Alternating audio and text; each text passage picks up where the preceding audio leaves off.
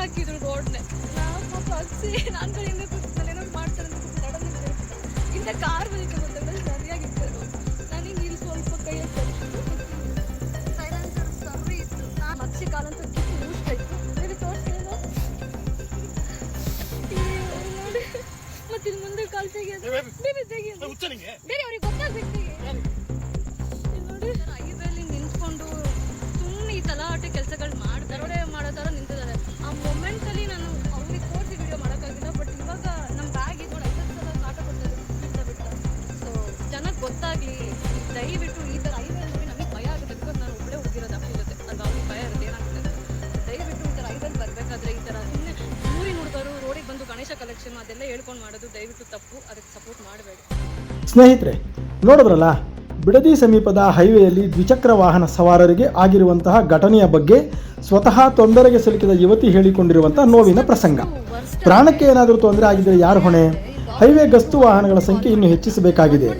ಆಯಕಟ್ಟಿನ ಜಾಗದಲ್ಲಿ ಪೊಲೀಸ್ ಪಹರೆ ಕೂಡ ಅಗತ್ಯವಾಗಿ ಬೇಕಾಗಿರುತ್ತದೆ. 112 ಪೊಲೀಸರು ಸಬೂಬು ಹೇಳಿದ ದೂರುಗಳ ಬಗ್ಗೆ ಎಚ್ಚರಿಕೆ ವಹಿಸಬೇಕಾಗಿದೆ. ಏನಾದರೂ ತೊಂದರೆ ಆಗಿದ್ರೆ, ಮಾನಕ್ಕೋ ಪ್ರಾಣಕ್ಕೋ ತೊಂದರೆ ಆಗಿದ್ರೆ ಯಾರು ಸ್ವಾಮಿ ಗತಿ? ಕಾಲ್ ಮಾಡಿಬಿಡ್ಬೇಕಿತ್ತು.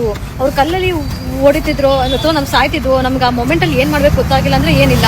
ನಾವು ಅಂತ ಒದ್ದಾಡ್ಕೊಂಡು ಬಂದು ಹಾಸ್ಪಿಟಲ್ಗೆ ತೋರಿಸ್ಕೊಂಡಿದ್ದೀವಿ. ಬನ್ನಿ ಈಗಲಾದ್ರು ಅವ್ರನ್ನ ಹುಡುಕಿ ಅಂದರೆ ಇಲ್ವಂತೆ. ಅಲ್ಲೇನಾದ್ರು ಪ್ರೂಫ್ ಇದೆಯಾ ಮೇಡಮ್? ಅಲ್ಲೇನಾದ್ರು ಕ್ಯಾಮ್ರಾ ಇದೆಯಾ? ಹಿಂಗೆ ನಮ್ಮ ಸರ್ಕಾರ ಹೆಲ್ಪ್ ಮಾಡೋದು.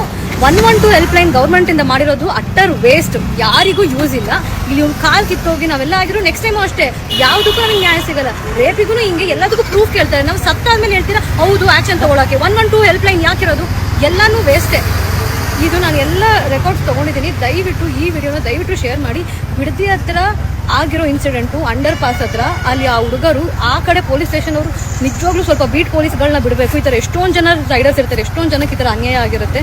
ದಯವಿಟ್ಟು ಈ ವಿಷಯದ ಬಗ್ಗೆ ಕಾಳಜಿ ತೊಗೊಳ್ಳಿ ಆ್ಯಂಡ್ ಈ ವಿಡಿಯೋನ ದಯವಿಟ್ಟು ಶೇರ್ ಮಾಡಿ. ಆ್ಯಂಡ್ ನೀವು ಅಷ್ಟೇ ಹೋಗ್ಬೇಕಾದ್ರೆ ಹುಷಾರಾಗಿರಿ. ಅವ್ರ ಹತ್ರ ಟೂಲ್ಸ್ ಇರುತ್ತೋ ಅಥವಾ ಏನಾದರೂ ಇಟ್ಕೊಂಡಿರ್ತಾರೆ. ಇನ್ನೂ ಚಿಕ್ಕ ಚಿಕ್ಕ ಮಕ್ಕಳ ಜೊತೆ ಕೆಲವೊಂದು ಪುಡಾರಿಗಳು ಏಜ್ ಆಗಿರೋರು ನಿಂತ್ಕೊಂಡು ಇದನ್ನೆಲ್ಲ ನಡೆಸ್ತಿರೋದು.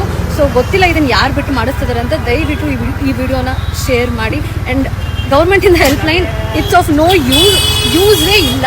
ಇಷ್ಟೊಂದೆಲ್ಲ ಮೆಡಿಸಿನ್ಸ್ನ ನಾವು ತೊಗೊಂಡು ಹೋಗೋ ಪರಿಸ್ಥಿತಿ ಯಾರಿಗೆ ಬೇಕೇಳಿ. ಇದ್ರ ಬಗ್ಗೆ ನಾನು ಡೀಟೇಲಾಗಿ ವಿಡಿಯೋ ಮಾಡ್ತೀನಿ. ಬಟ್ ನೀವು ರೈಡರ್ಸ್ ಇರುವಾಗ ಹುಷಾರಾಗಿ ಹೋಗಿ.